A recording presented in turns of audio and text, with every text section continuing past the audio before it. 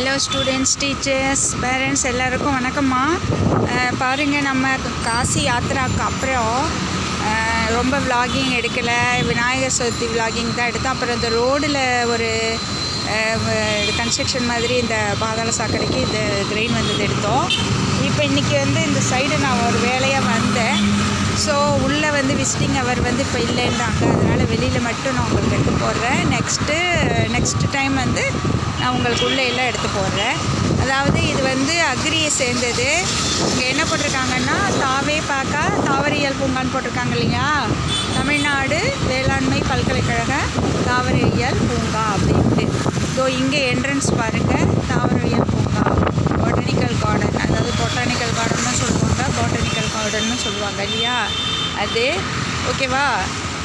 இது மருதமலை ரோடில் அங்கே நம்மளுக்கு நிறைய